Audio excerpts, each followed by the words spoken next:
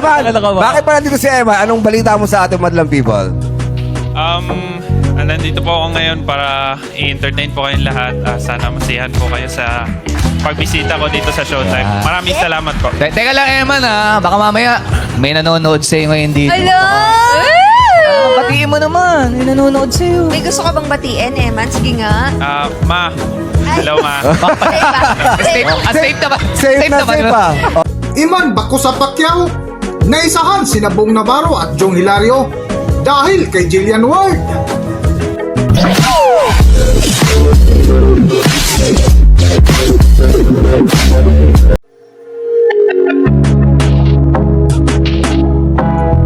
Welcome back to Philippine Celebrity Broadcast.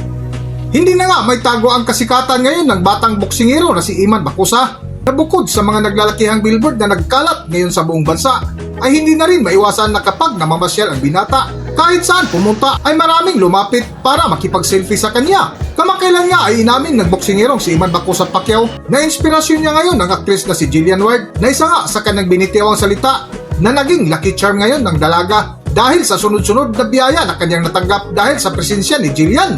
At nitong nakalipas nga na araw ay sunod-sunod ang gisting ni Iman Bacosa mula sa unang hirit at personal na lakad na kamakailan ay imbitado sa kaarawan ni Dr. Vicky Bilo na kung makita mo ay nilapitan ng makilalang personalidad. Na isa nga dito sa spotted ay ang kapatid ni Richard Gutierrez na si Raymond Gutierrez na personal kinamayan si Iman Bacosa. At nitong huli nga ay nag-guest si Iman Bacosa Pacquiao sa tanghaling show na It's Showtime na kung makikita mo ay bakas ng kanyang mukha. Ang saya na nakipagbiruan sa mga host na naisahan ni Iman Bacosa sina Bong Navarro at Jong Hilario nang akala ay batiin ni Iman Bacosa ang nalilink ngayon nakapuso aktris na si Jillian Ward. Ngunit biglang trino ito at binati ang ina na nauwi sa tawanan ang kanilang kwentuhan.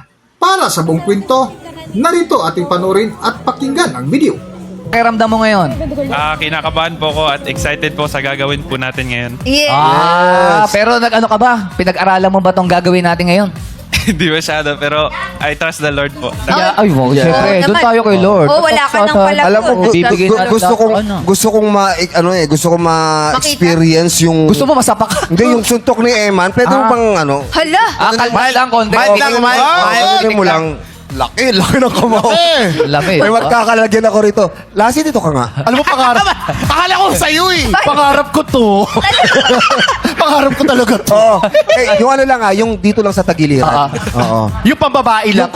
Yung konti lang. Ito lang Eman, yung ano lang, yung ganito lang, ganong ubra lang. Yung walang tatalsek, alam mo yun? Wala kang si Ogie, kaya si Ogie.